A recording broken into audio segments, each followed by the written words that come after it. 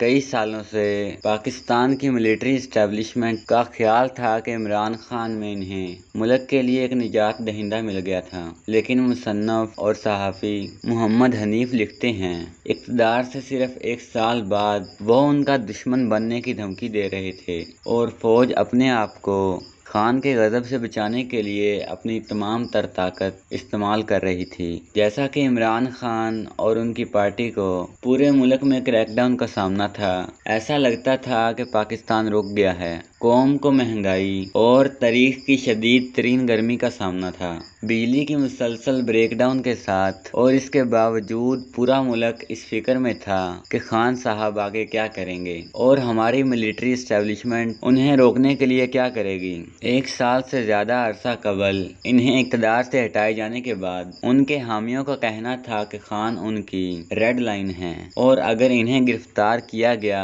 تو ملک جل جائے گا۔ متعدد ناکام کوششوں کے بعد نیم فوجی دستوں کے ایک دستے نے 9 مئی کو ایسا ہی کیا۔ ملک کافی جل نہیں سکا، لیکن خان کے حامی لڑائی کو فوجی چھاؤنیوں تک لے گئے۔ فوج کے headquarter general headquarter GHQ، جو کہ شاید پاکستان کا سب سے محفوظ مقام ہے، اس کی خلاف ورزی کی گئی اور لوگوں نے فوجی لوگو والے سائن بورڈز کو روند ڈالا۔ لاہور میں ایک سینئر جنرل کے گھر میں توڑ پھوڑ کی گئی۔ خان کے حامیوں نے ان کے فرنیچر اور کاروں کو آگ لگاتے ہوئے خود کی ویڈیو بنائی۔ ایک مظاہرین جنرل کی وردی پہن کر چلا گیا، دوسرا ان کے پالتو مور کو لے کر چلا گیا۔ اس میں انقلاب کی تمام علامتیں تھیں، سوائے اس کے کہ ایسا نہیں تھا۔ عمران خان کو پہلے فوج نے پیار کیا تھا، پھر ان سے کنارہ کشی اختیار کی۔ اب ان کے حمایتی اپنا سکور طے کر رہے ہیں۔ یہ انقلاب کم اور محبت کرنے والوں کی تھپکی زیادہ تھی۔ ہر وزیر اعظم کے لیے پاکستانی فوج سے دستبردار ہونا تقریباً ایک رسم ہے۔ ملک کے پہلے منتخب وزیر اعظم ذوالفقار علی بھٹو کو پھانسی دے دی گئی۔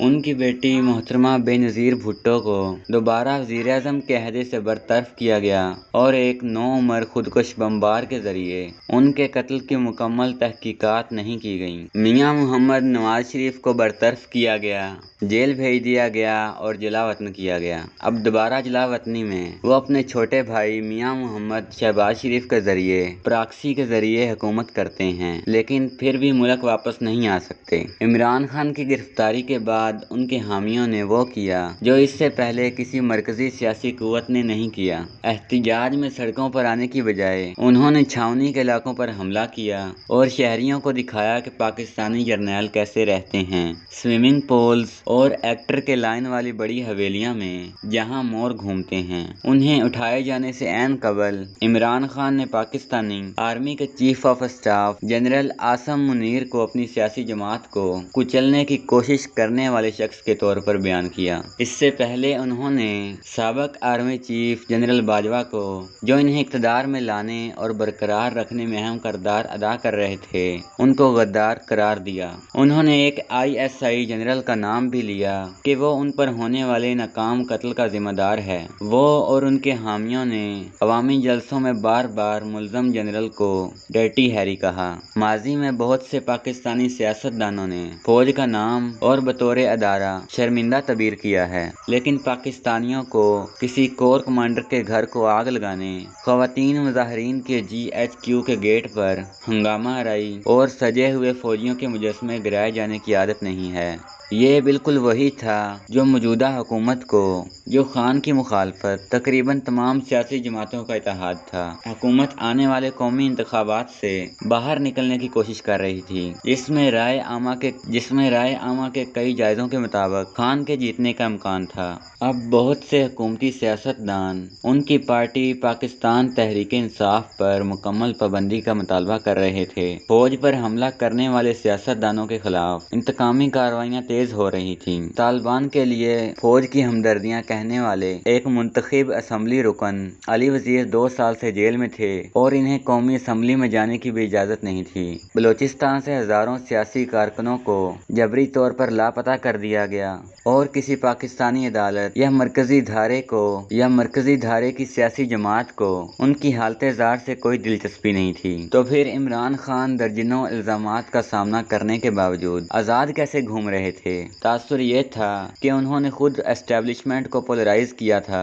فوج کے اندر ایسے افسران اور ان کے اہل خانہ موجود تھے جو ان سے متاثر تھے۔ عدلیہ ہے جو ان کی ضمانت میں توسیع کر رہی تھی۔ ایک دن لاک اپ میں گزارنے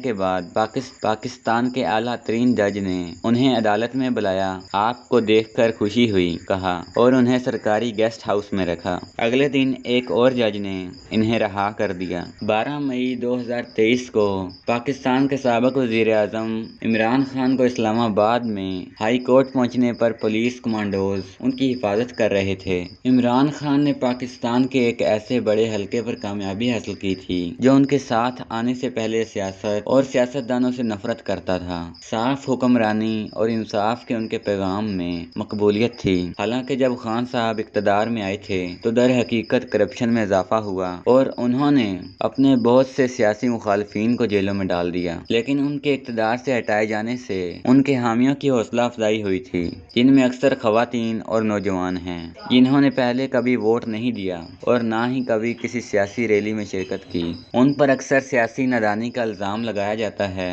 وہ موجودہ بحران کا تاریخی نقطہ نظر رکھتے ہیں اور یہ دعویٰ کرتے ہیں کہ جو کچھ اب ہو رہا ہے وہ پاکستان کی تاریخ میں کبھی نہیں ہوا۔ وہ خود کو ایک اصلاحی تحریک کا حصہ سمجھتے ہیں جو ملک کو تمام کرپٹ سیاستدانوں سے نجات دلانا چاہتی ہے۔ خان کی طرح وہ بھی کبھی فوج سے پیار کرتے تھے، اب وہ ہر چیز کا ذمہ دار فوج کو ٹھہراتے ہیں۔ خان کے فوجی قیادت پر بار بار حملوں کے باوجود بہت سے لوگوں کا خیال ہے کہ وہ واقعی فوج کے اختیارات کو کم نہیں کرنا چاہتے تھے، وہ صرف یہ چاہتے تھے کہ جرنیل ان سے اور ان کی پارٹی سے محبت اور حمایت کریں جیسا کہ وہ پہلے کرتے تھے۔ لیکن 9 مئی کو ہونے والے فسادات کے بعد آرمی ہائی کمان کو لگتا ہے کہ محبت ہو چکی ہے۔ آرمی ہائی کمان کو لگتا تھا کہ بہت ہو چکا ہے۔ موجودہ آرمی چیف نے اسے پاکستان کی تاریخ کا سیاہ دن قرار دیا ہے۔ عمران خان نے پاکستان میں ایک نئی قسم کی پاپولسٹ سیاست کا آغاز کیا، لیکن فوج انہیں گرانے کے لیے پلے بک استعمال کر رہی تھی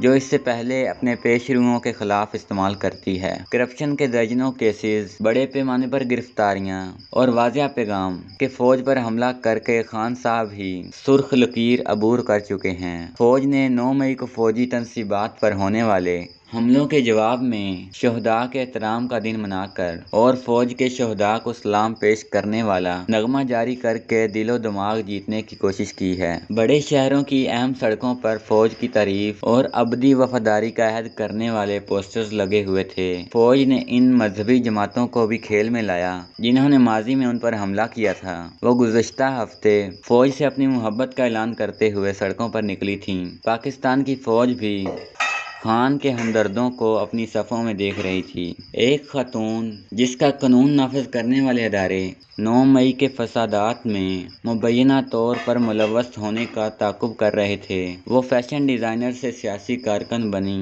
خدیجہ شاہ تھیں، جو سابق آرمی چیف کی پوتی اور چھاؤنی کی تیسری نسل کی بچی بھی تھیں۔ وہ کسی بھی جرم کے ارتکاب سے انکار کرتی تھیں، لیکن یہ واضح ہے کہ خان نے کچھ فوجی چھوکروں کو اس حد تک مسحور کر دیا تھا کہ وہ اپنے ہی گھر کو آگ لگانے کے لیے تیار تھے۔ شاہ کو گرفتار کر کے جیل کی سلاخوں کے پیچھے ڈال کر فوج نے فوجی خاندانوں کو خان کی سیاست سے دور رہنے کا واضح اشارہ دیا۔ فوج نے بڑے پیمانے پر گرفتاریوں کے ذریعے اور کنٹونمنٹ حملوں میں ملوث کارکنوں اور رہنماؤں کے فوجی ٹرائل کرنے کا فیصلہ کر کے خان کی پی ٹی آئی پارٹی کو ختم کرنے کی بھی کوشش کی۔ خان کی پارٹی کے بہت سے سینئر رہنما ان کی پارٹی چھوڑنے کے لیے شدید دباؤ میں تھے۔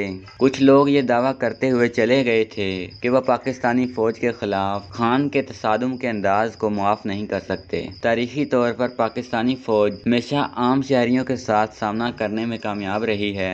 عمران خان نے اپنے کارکنوں سے کہا تھا کہ وہ غلامی کی زندگی پر موت کا انتخاب کریں۔ اس تعطل میں یہ عام پاکستانی ہیں جنہوں نے مصائب برداشت کیے اور بھگت رہے ہیں۔